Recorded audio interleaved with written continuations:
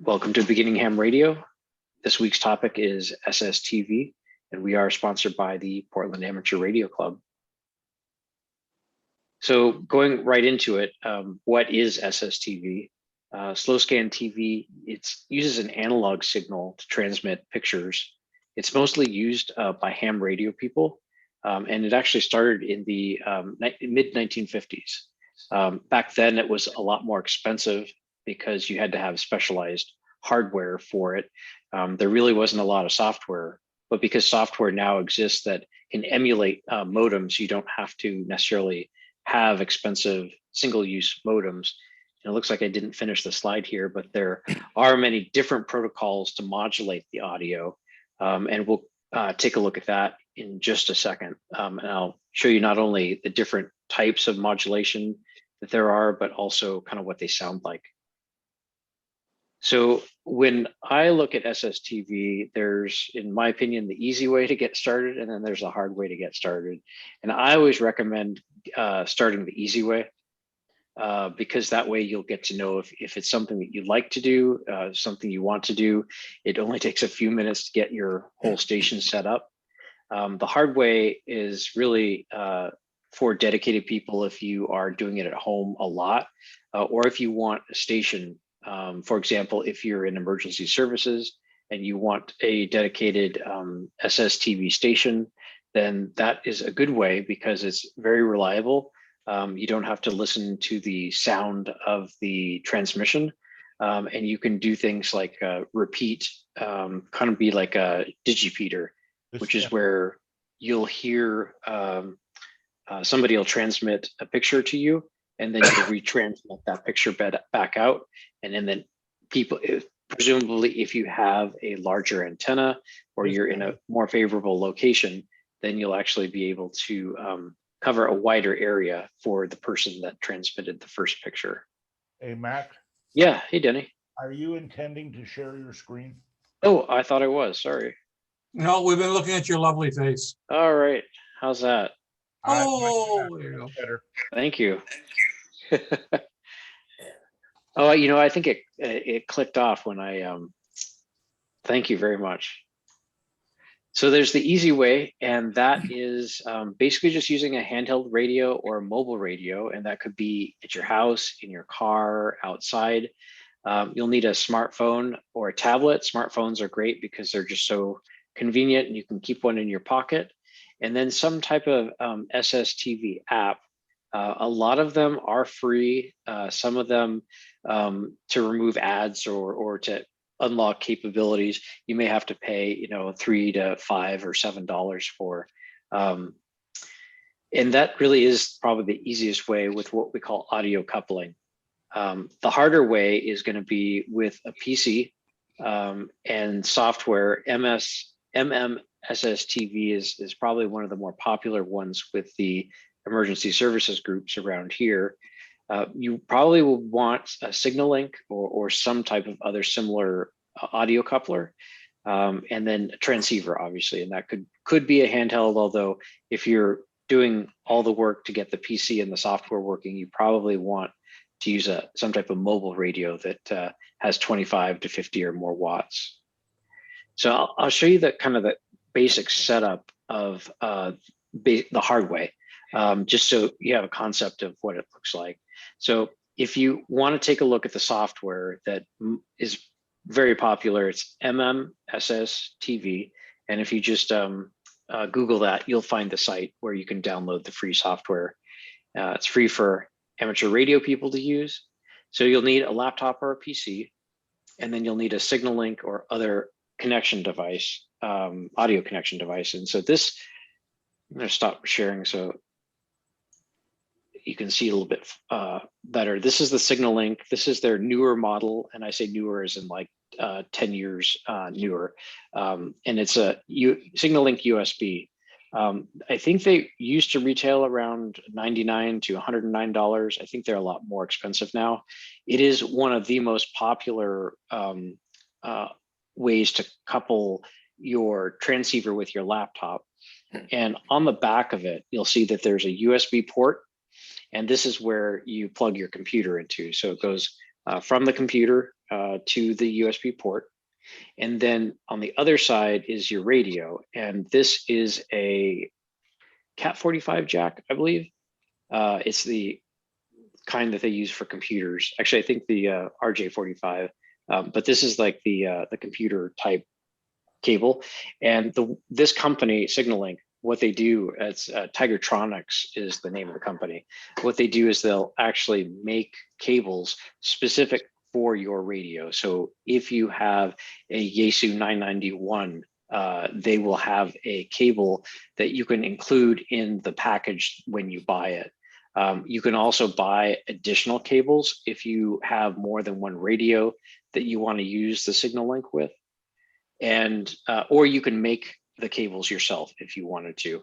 And they're fairly easy to make. You would just need access to a way to create one of these Cat5 cable connections. And then on the other side, typically you'll have some type of connector, and let me grab it.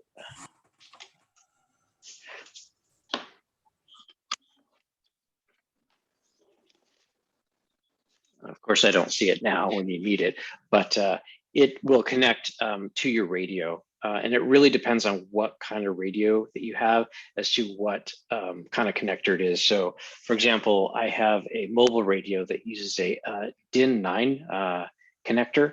And if you can see on the slide, this specialized cable, it has audio in and out, so the audio can go back and forth between the transceiver and the Signalink.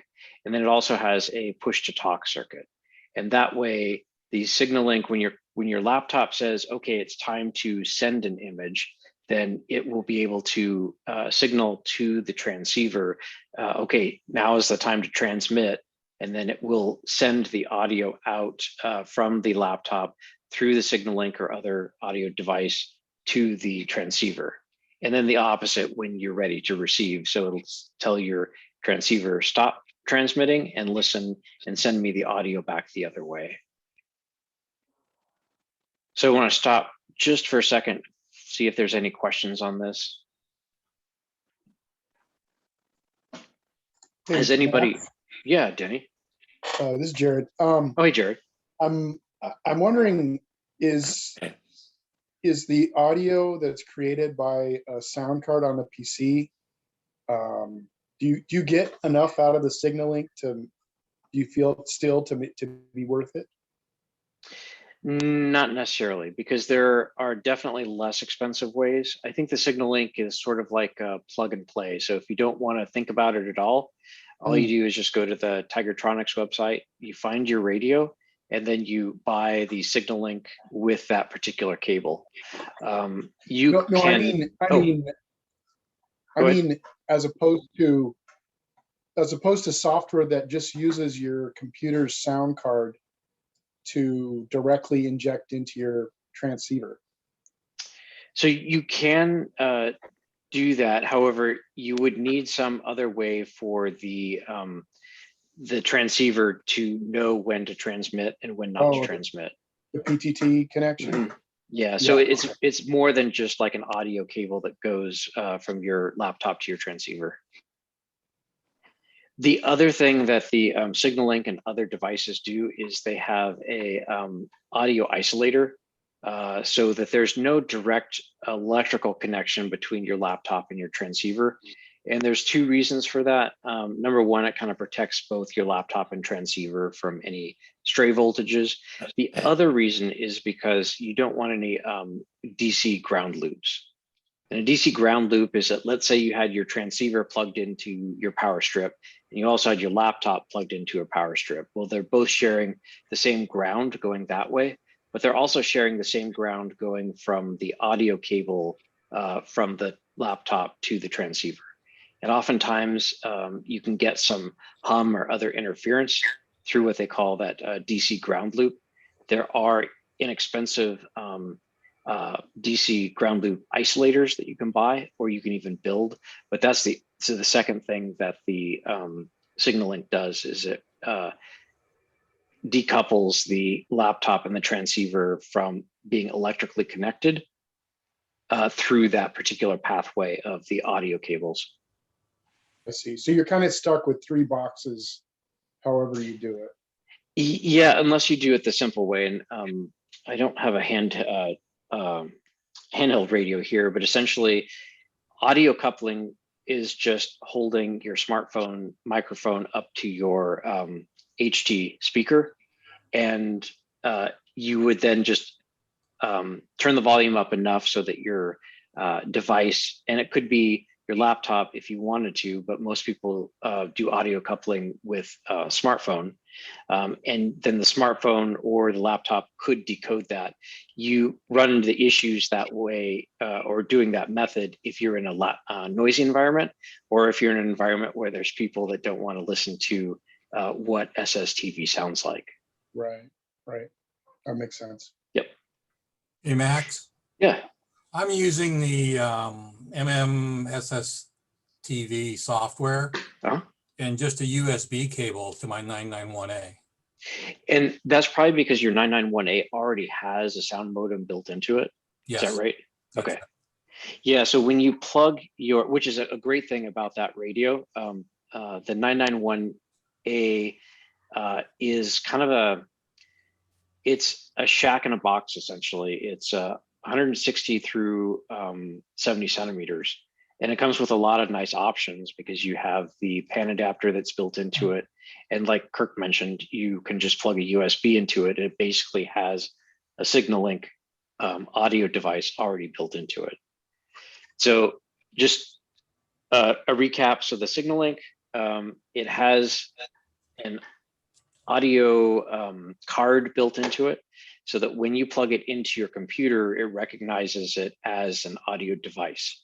So the sound that's coming from your computer to the Signal Link is digital, and then it gets turned into audio on the back here at this radio port. You can also plug in speakers or headphones if you wanted to listen to the audio going back and forth at the same time. So that can be kind of handy to help diagnose or troubleshoot issues with SSTV or any other digital mode that you might use this type of sound coupler with. You would just turn up, the volume, and you could hear if the levels are correct or if there's distortion. Any other questions? That was a good one, Jerry. Thanks.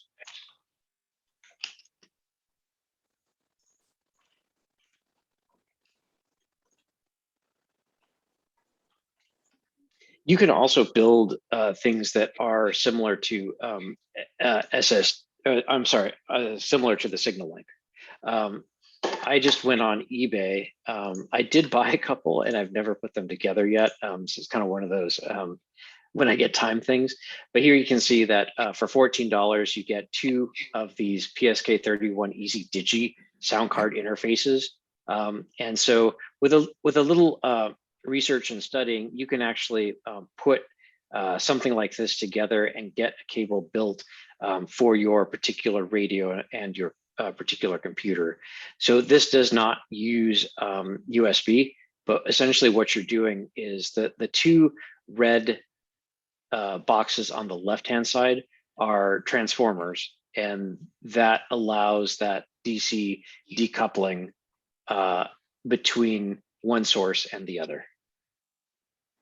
So just know that there are other alternatives besides the Signal Link. The Signal Link is probably just most popular because it looks nice, first off, and it has a lot of nice features on it. So on the front hand side, there's the transmit, basically the transmit gain or the volume control for transmit, and the receive gain for the receiver. And then there's also a delay that will, if your radio doesn't like it when, if your computer doesn't like it when suddenly it doesn't hear anything, you may turn the delay up, and that may be one of the things that you can help kind of troubleshoot.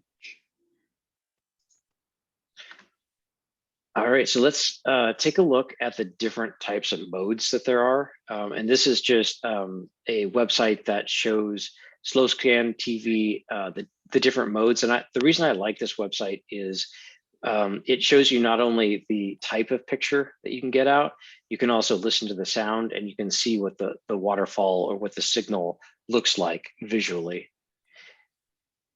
So some of the early ones like Robot 8 and Robot 12 are just black and white. They're pretty grainy. However, one thing to understand is that when you add color and you add high definition, or you add more clarity or larger size, like these down here, or especially like the Martin or the Scotties, you extend the transmit time required to transmit a picture. So some of these pictures up here may only take, 8 seconds, 20 seconds. Some of these pictures down here may take two or more minutes. And so I'll just play a brief clip of one of these, and I may have to just stop sharing so that you guys can hear the audio. Not that one though. There we go. All right, so you should be able to see Martin 1 and Martin 2, is that right? Yep, we can see them. Cool. All right, so here's a picture of Martin 1.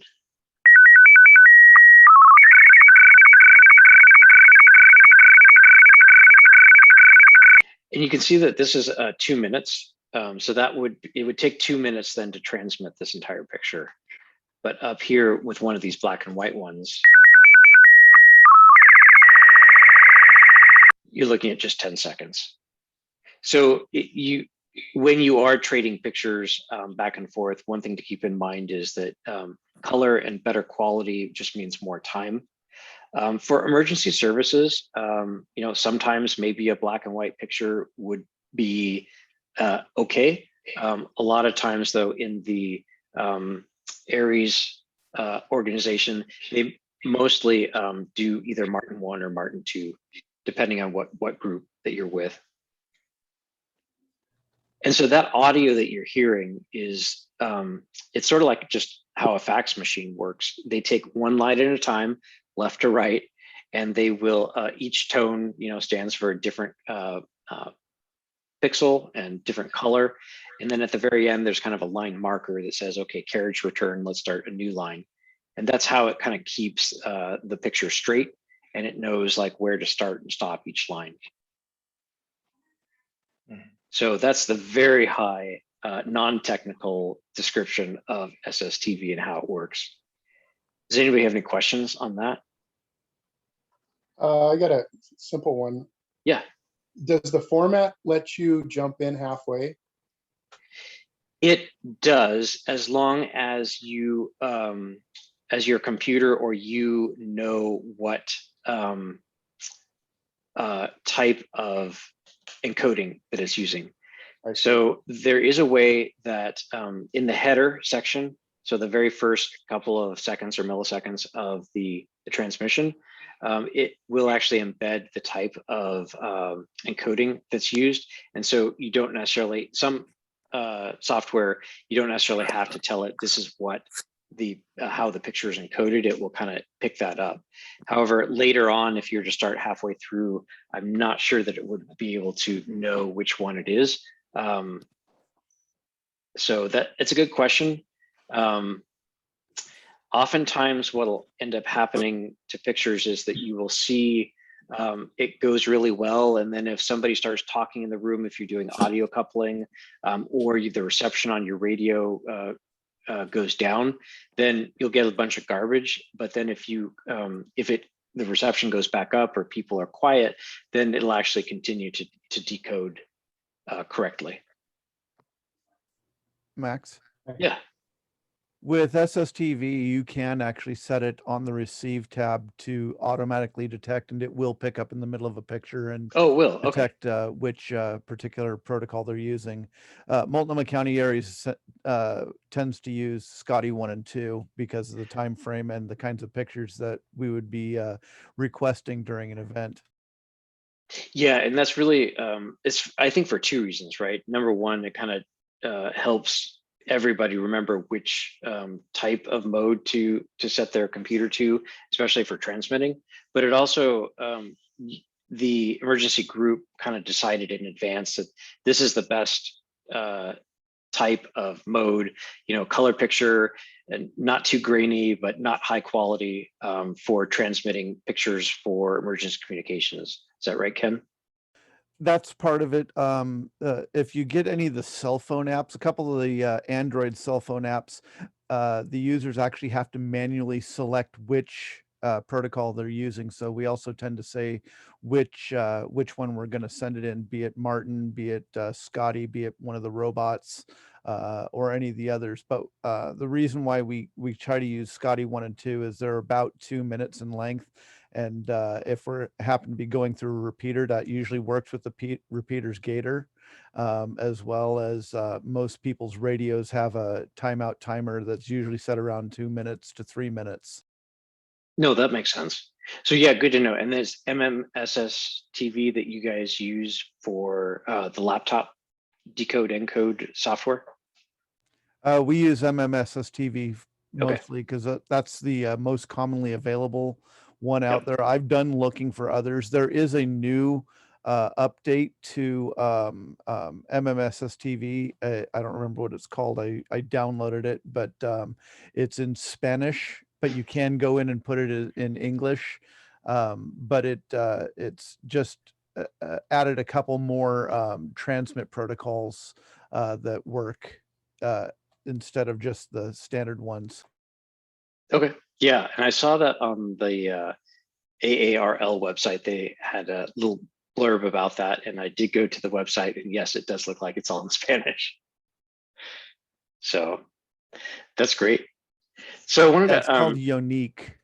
Oh, Unique, yes. Yeah, and yeah, there is a setting in there where it's on the miscellaneous tab, I think, where you can select which language: Spanish, English, or other. Oh, very nice. So speaking of the apps, for Android, I've tried quite a few of them. I find the SSTV encoder is a pretty good one. There is another one out there made by Wolfie. And that one, I believe you do have to pay for. I'm not sure about this one. It shows that it's already installed on mine, and I may have already paid for it. But it's pretty good because it both encodes and decodes SSTV pictures. And you really, to get started, just download this program, select a picture or take a picture, and then you would use a simple editor to put your call sign on the picture. So when you are sending pictures, that's the most common way to identify. As you know, ham radio operators, you need to identify your transmissions. And so your identification is actually your call sign that's just embedded into the picture. For Apple, CQ SSTV was pretty good when I was an Apple person a few years ago. And again, this can also do the same type of, you select a picture, take a picture, add in text. In this particular screenshot right here, you can see it says CQ SSTV with this call sign. So yes, you can call CQ SSTV and people will respond to your CQ call with a picture.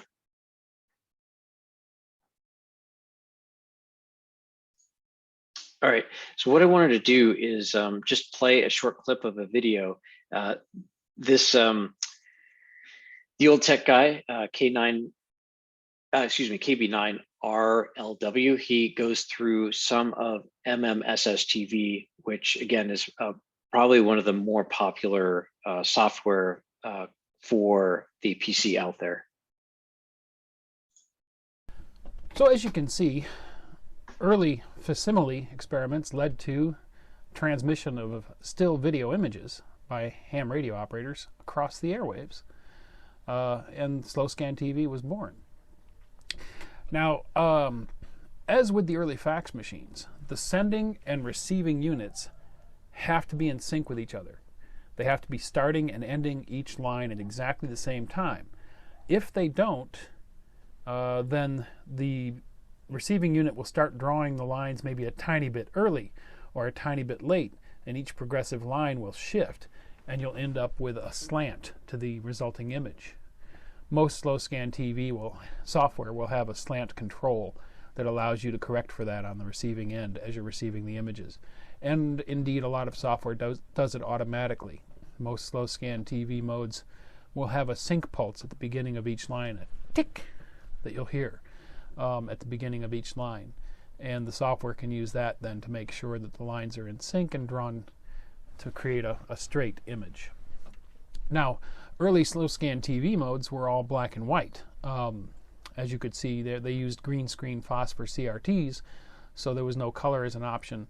And the intensity of the line was varying via the audio tone, but no color information. So it was simply a black and white image. As computers came into being with slow scan TV and more control and functionality was possible, they figured out ways of doing color images. And the way that they would do a color image is they would simply do 3 tone sweeps per line, really quick. One for red, one for green, one for blue. Or if they wanted to use the other color model, one for yellow, one for magenta, one for cyan, and then maybe one for black, perhaps, if they really wanted to mix it. I don't know. There's so many different modes that have been developed now for slow scan TV, dozens of them. If you look at a web page, the list of modes, it's just an extensive list. Everybody's come up with new ways of doing it and different ways of moving the image across. But primarily, they all use a sweeping audio tone as you're scanning across the line to denote the intensity.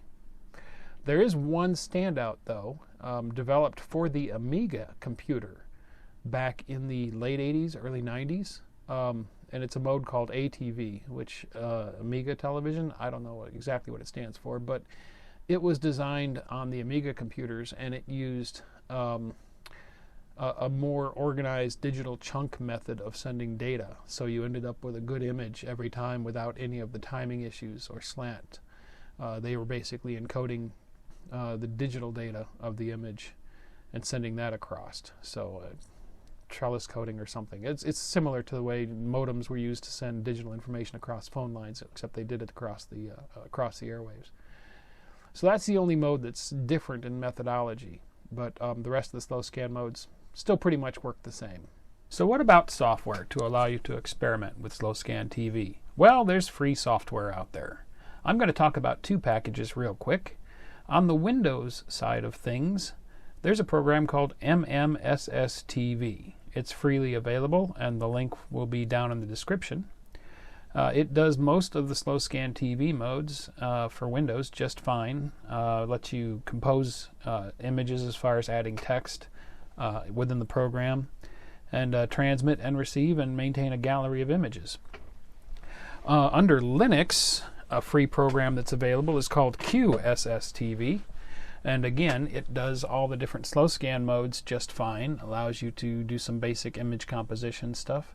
But it also does DRM, Digital Radio Mondial images, which is a newer, heavily digital format, and a hybrid of that allows you to use the internet to FTP the images after establishing the connection over the radio. But that's a subject for a whole different video. As far as slow scan TV, though, it works just fine. I'm not 100% certain at the time of recording this, but I think for the Mac there might be a version of Sstv cross-compiled. If not, I'm certain that there are some free slow scan TV apps for the Mac out there.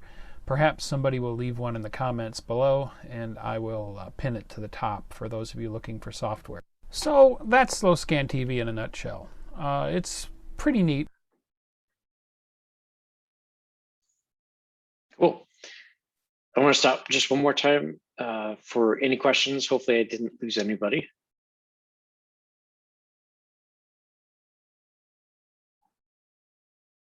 Nope, we're here. Cool. One of the coolest things about slow scan TV is the International Space Station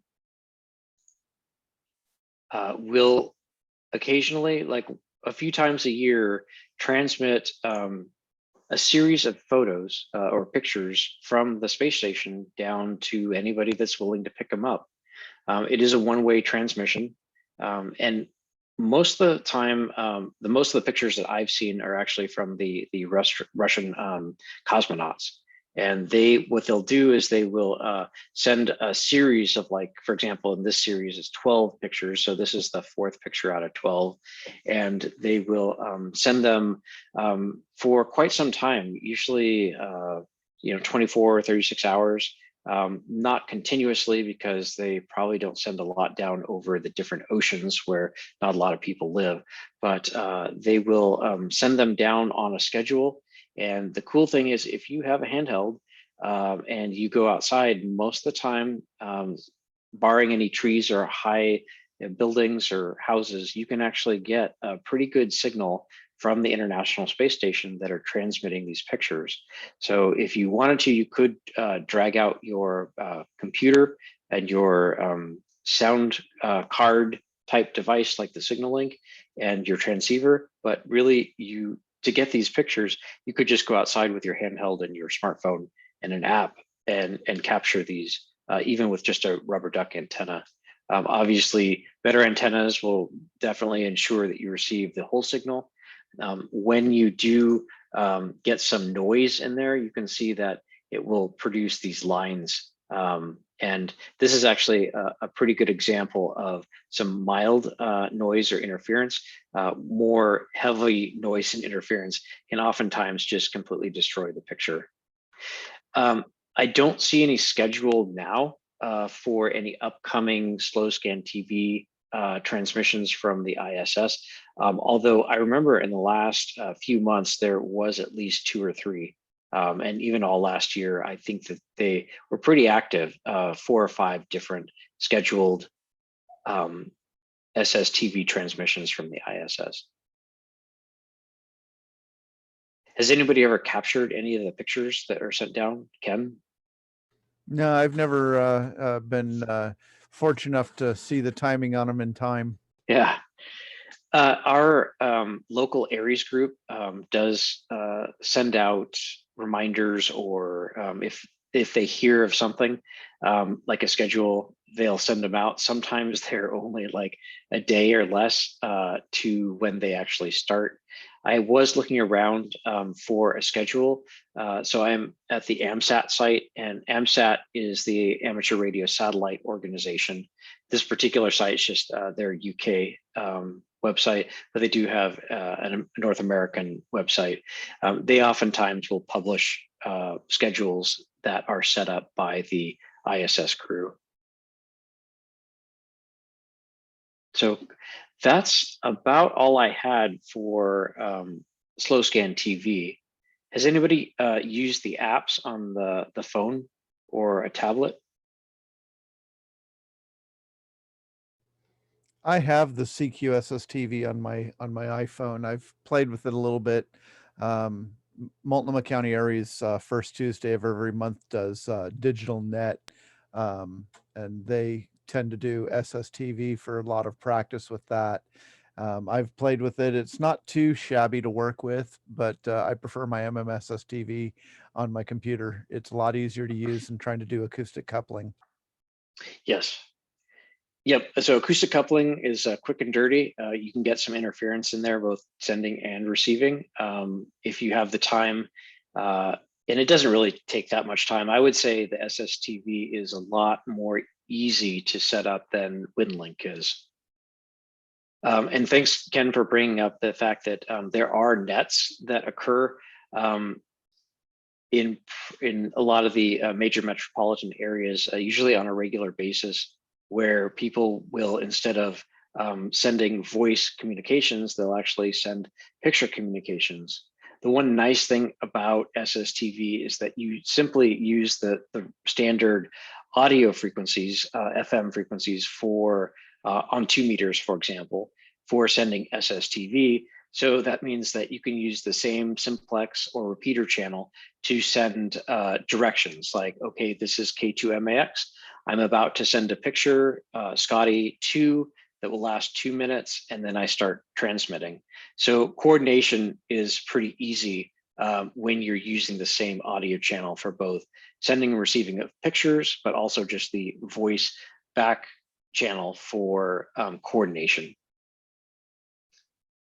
The other thing I will mention is that there are some digipeaters, and I don't even know if they call them digipeaters, but essentially that's what they are. You can set up your SSTV station, leave it running all day or however long you like, and then put it into a mode where when it hears somebody sending a picture, it'll capture that picture. And then after the person is done sending it, it'll rebroadcast that same picture. There is the local Aries Club has a member who has a station like that. And the purpose of that is it's like a repeater, simplex repeater for SSTV photos, so that if you have people sending photos that are in locations that aren't great, or power levels that aren't very good, then it's possible to share those pictures with a wider audience simply by transmitting it on the frequency that that particular SSTV repeater is on, and then it will be rebroadcast with a bigger antenna and a higher power level.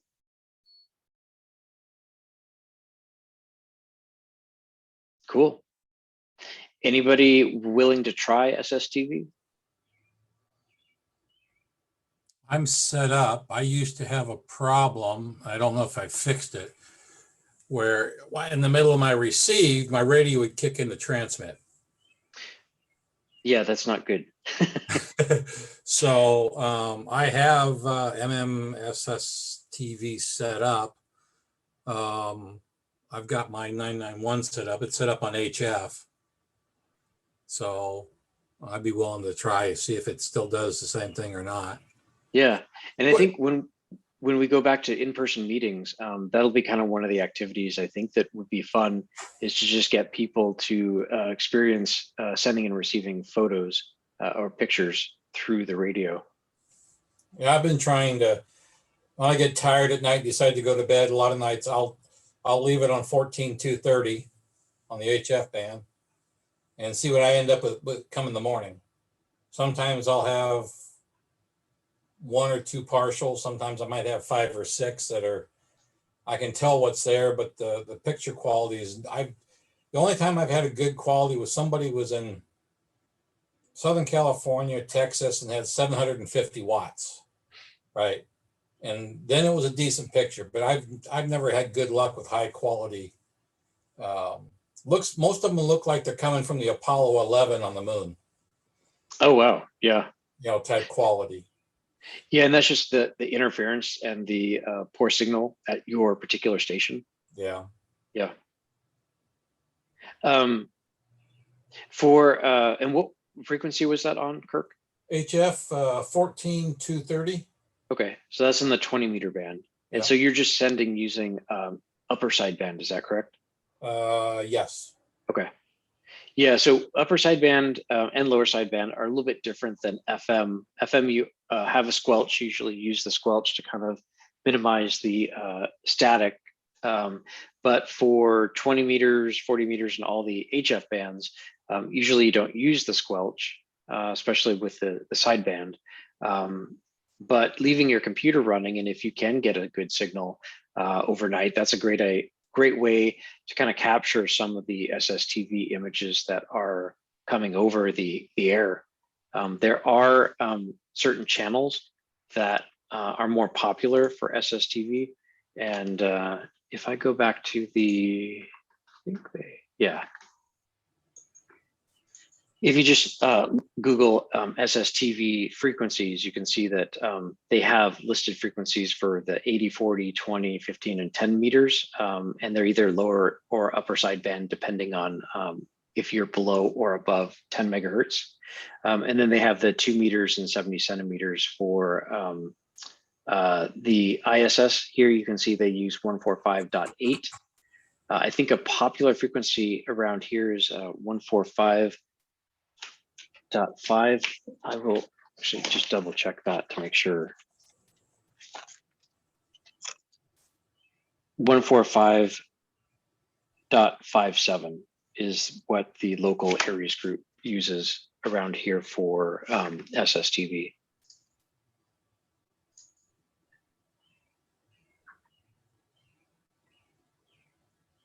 So yeah, I think the next time that I do see a SSTV announcement, I'll send it out to the group.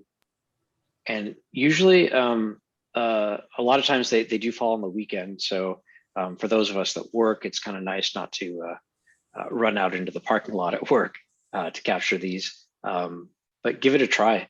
If nothing else, just kind of turn on your radio, whether it's a handheld, and find out if you can hear it. They will give the times that that they are going to be transmitting, but what you need to look up is when you'll be able to see or hear essentially the International Space Station from your particular location. And there's lots of lots of sites that will show that information. There's also some great apps that will show information on not only the ISS position, but also satellites, stars, things like that.